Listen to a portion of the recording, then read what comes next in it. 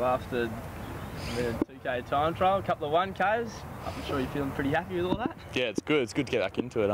Had a bit of a break, 6-7 weeks, so it's good to see the boys again and yeah, get stuck into it. It haven't gone easy on you to start with. Did you expect it to be this sort of heavy running? Yeah, I think obviously the other teams have started 2 weeks before us, so we obviously playing catch up. Everyone starts again this time of year, so yeah, we're 2 weeks behind everyone. So yeah, we've got to get the work in and yeah, start getting fit again. And you couldn't quite get it done in the 2K time trial. We hear that no. Racing just not up to it, or what's happened? I'll be right post Christmas. This is I'm warming up at this stage now. Riley and Wayne Malira were very good today, so they pipped me. But hopefully post Christmas I'll be in front of Riley. Jake, every pre-season under Dodd has had a theme. The first one was skills, the second one contested footy. What's the third one going to be about?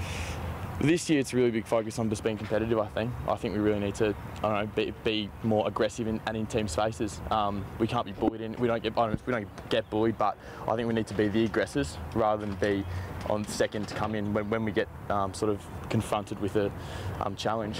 Grand final is a perfect example of that. When they came at us, Dustin Martin, those big bodies inside, we need to go, nah, that's not going to happen. We've got to step up and start getting aggressive, like a Geelong, Sydney sort of model. How much does that grand final still linger and the issues from it that you want to deal with, or is it just the classic case everyone trying to say it was a bad day and it really wasn't Adelaide? No, that's not right. Personally, I don't buy into that. I know most of the other boys don't. I mean, it wasn't a bad day. We've got things that came out from that game that we really need to work on. And like I said, that's just being the aggressors and on the front foot. We're going to review it next week when the whole team's back. And yeah, but it's not a bad day. You can't look at it like that. If you look at days like that, then that's just wrong. We're going to focus on aggression, Jake. How much of a blow is it for Hugh Greenwood to be out now for the next few weeks and with his foot surgery? Yeah, it is. But in saying that, he'll be back Christmas time and he'll get a massive load in pre-NAB Cup. So that won't be any issues with that. No. Yeah, we'll wait for that. After what was a pretty impressive season for you, what are you now setting your goals to? What are you working on for next season? I want to get better aerially. Jake Lever's obviously gone, and that sort of leaves a gap in that sort of player who can come third man in, take those intercept marks and come third man in for spoil. So that's an area I'm really going to focus on this pre-season. Not to replace Jake Lever in that sense, because I've got my own strengths and he had his, but that's an area I want to improve on. Even Jake was here, that'd be an area, yeah. What about leadership down back as well? Yeah, massive for me. The last 6 weeks of the season, I really took a step forward, I feel, in that aspect. But next year, I want to really become a strong leader down there. Yeah. How do you do that, Jake?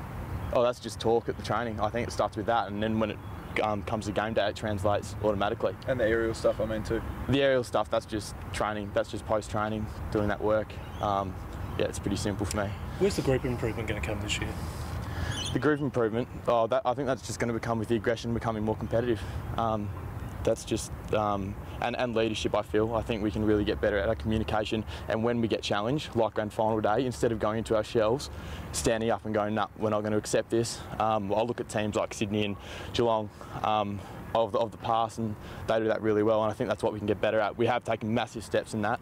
Like the Collingwood game last year, we were challenged, we went, nah, that's not going to happen, and we came back and drew the game, but obviously on grand final day, we weren't able to do that. Couple of new coaches that you... Sorry, someone like Tom Doedee, can he push his way into the side and play that similar Jake Lever type role? Yeah, absolutely. That's a massive one. Tom Doedee and Alex Keith are two guys who are really going to have a big pre-season, I feel, and they're going to really challenge for that Jake Lever spot.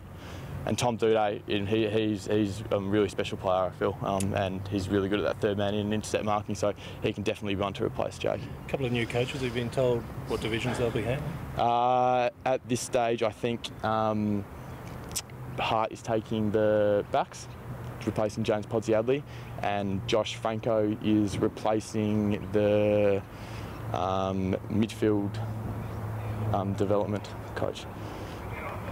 As far as I know, that could change. Back on Greenie, is that the sort of injury that he had last year he's getting sorted out now, or did something happen to sort of flare it up, or how did that come about that he needed to get it sorted? No, that was an injury that was happened during the season last year. I think that was reported, so that was just to clean out. They decided that it's probably not worth going through another whole year having that issue, so decided to get the surgery. It's a few weeks, we'll be back Christmas time, ready to go. Surprising that it wasn't done immediately after the finals rather than like this morning. Yeah, absolutely. I don't know the thinking behind it, so yeah. So who takes the forwards then? Who takes the forwards at this stage? Is it in the development role, No, or a? Because Teague's gone from A forwards role, I'm not 100% sure. At your end of the park? No, not my end of the park. I'm more concerned with the backs. Well, man, you spent a bit of time overseas during the off-season. Yeah, I went to Spain for a little bit with Riley O'Brien and John O'Beach, so that was good. San Sebastian, Madrid, which was quite nice. Stevie Johnson pay for him again? No, Stevie didn't pay this time. I should have tweeted him saying, no, I actually wasn't lucky enough to be up the point end of the plane. I was stuck in economy. Jake, how was Cam Ellis-Johnson out there? Obviously, he's been delisted, but hopefully he'll get picked up and relisted as a rookie.